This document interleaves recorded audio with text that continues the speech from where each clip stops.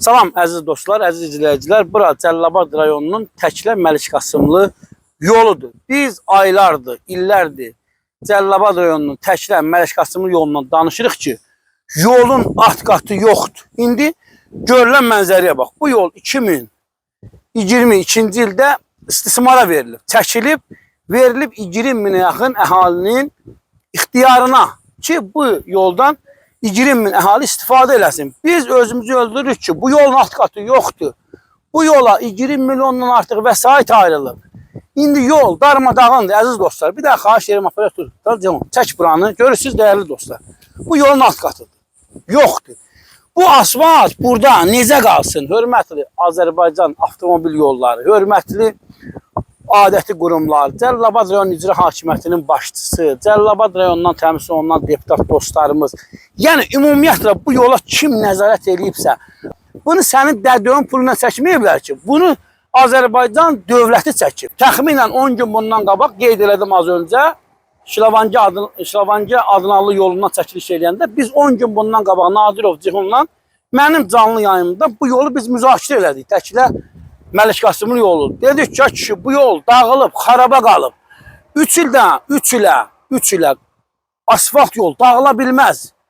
İndi bariz nümunəni görürsünüz, əziz dostlar, hörmətli adəti qurumlar və bizim yayımımızdan sonra artıq 3 istiqamətdə Qarazəncir Bayxanlı yolunda, Şirvanca Adnanlı yolunda, eyni zamanda Təklə Məlik Qasımlı yolunda əsaslı təmir işləri həyata keçirilirdi. Amma bunu vaxtında eləmək lazım idi. Vaxtında bu yolun alt qatını möhkəm eləmək lazım idi. Asfaltın üstündən yolun alt qatının materialını tökmək olmaz. Hörmətli Azərbaycan avtomobil yolları, hörmətli Cəlilabad rayon yol idarəsi, icra hakimiyyəti, yenə deyirəm, kim bu işdə zərrə qədər də günahkardırsa, onlara burada müraciət edirəm.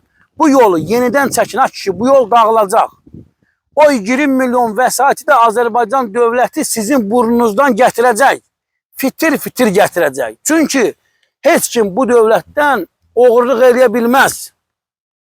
Bu yoldan az təminatlı ailələr, kənddə yaşayan insanlar istifadə edirdi. Niyə bu yolu siz bu günə qoydunuz? Hani ayrılan vəsait? Hani 20 milyon, 30 milyon vəsait ayrılıb bu yolu çəkilməklə? Biz bundan danışırıq.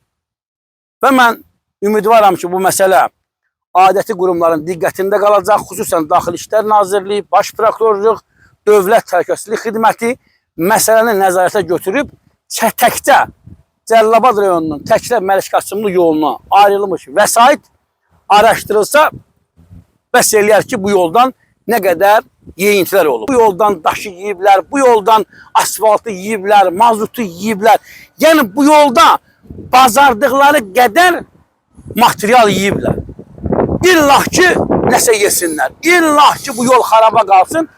Xaraba qalıb, hörmətli adəti qurumlar.